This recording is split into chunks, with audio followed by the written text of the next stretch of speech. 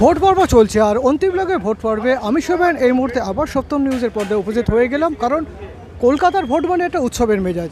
আজকে শনিবার, কালকে রোববার, সকাল থেকে যে জিনিসটা চোখে পড়ছে প্রতিটি ক্যাম্প অফিস, প্রতিটি বুথ এবং সেই বুথের মুহূর্তগুলো আমরা তুলে ধরছি, যেখানে কর্মীরা তো রয়েছেন, তার সাথে সাথে ভোটাররাও রয়েছেন এখানে এইভাবে। এবং দেখিয়ে নিই যে একে একে যারা রয়েছে পক্ষ বিরোধী পক্ষ সবাই ক্যাম্প অফিসে হাজির। এবং এই এলাকাটি দেখলে মনেই হচ্ছে যে আজ ভোট একটি উৎসবের মেজাজে এখানে চলছে ভোট পর্ব। কিছু ভোটার আসেন, তাদের সাথে কথা বলে নেওয়া যেতে পারে। ভোট হয়ে গেছে? না, আমরা তো এজেন্ট। আমরা এজেন্ট আছি। আপনার এজেন্ট আছে? আপনার কোন পার্টি থেকে? হ্যাঁ, কোন পার্টি থেকে? আমরা টিএমসি। হাওয়া কীরকম বুঝছে? হাওয়া একদম দারুণ, খেলা হবে 4 তারিখে, খেলা হবে। জয় জয়কার, দিদি জিতবে। একদম, যেটা বোঝা যাচ্ছে যে এজেন্ট যারা রয়েছে বা রিলিভার যারা রয়েছে উন্মাদনা। এবং আমি শোভন আপনাদের সাথে লাইভে এই মুহূর্তে রয়েছি যেহেতু, এবং তুলে ধরছি যে 4 তারিখ খেলা হবে। দেখা যাক খেলাটা কোন পর্যায়ে যায় না পর্যায়ে, কারণ পক্ষ বিরোধী পক্ষ সবাই উপস্থিত এই ময়দানে।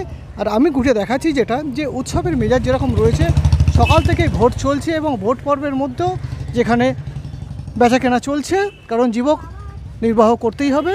এ যদি তারা সবজি বিক্রেতা, তারাও সবজি বিক্রি করছেন, কারণ তাদেরকে এইভাবে লড়াই চালিয়ে যেতে হবে।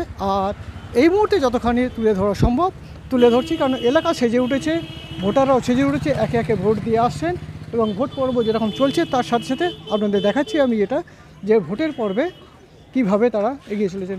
ভোট দেওয়া হয়ে গেছে? না হয়নি, দেবেন? হ্যাঁ। তা কীরকম মনে হচ্ছে পরিবেশ? ভালো, খারাপ না।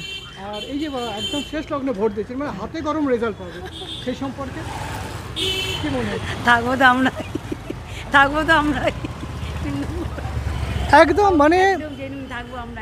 মালা দেখুন, এখন থেকে যেটা বারবার তুলে ধরা হবে এবং সব কিছুই, এবং যেটা যে এই পরিপ্রেক্ষিতে আমরা এগিয়ে চলেছি এবং আরও বিস্তারিতভাবে আসবো আপনাদের সামনে। এবং এই ভোটের প্রচারে যারা রয়েছে, যে এখনও পর্যন্ত যে কজনের সাথে কথা হলো প্রত্যেকেই কিন্তু দিদির পক্ষে। দেখা যাক আরেকটু এগিয়ে গিয়ে কী পরিস্থিতি।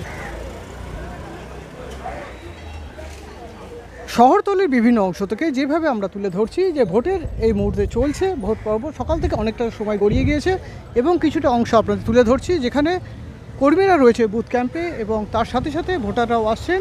এবং ভোটারদের সাথে সাথে দেখায় যে দূর দূরান্ত ভোট দিতে চাইছেন তারা আসছেন এবং ভোট তারা দান করবেন, আপনাদের মতদান করে তারা সরকারকে বসাবেন।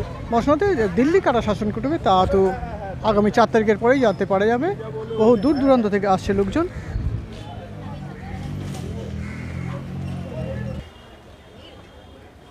সকাল থেকে বিভিন্ন ভোট গ্রহণ কেন্দ্রের পাশে আমরা ঘুরে বেড়াচ্ছি এবং তুলে ধরছি সেই মুহূর্তের ঘটনা, যেখানে নিরাপত্তা বলয়ে যারা রয়েছেন এবং নিরাপত্তা রক্ষায় যারা রয়েছেন, দক্ষিণ কলকাতার বিভিন্ন কেন্দ্র থেকে যেহেতু ঘুরে দেখাচ্ছি, শুধুমাত্র কেন্দ্রীয় বাহিনী নয়, রাজ্য স্তরের যে বাহিনী যারা রয়েছেন তারাও রয়েছেন তৈরি হয়ে, যাতে প্রতিটি বুথ কেন্দ্রে শান্তিপূর্ণভাবে ভোট দেওয়া যায়। এবং তারই কিছু মুহূর্ত তুলে ধরছি সত্যম নিউজের পর্দায়। আপনারা রয়েছেন, আমি শোভন আপনাদের সাথে রয়েছি প্রতিটা মুহূর্ত প্রতিটা জায়গা থেকে তুলে ধরার জন্য।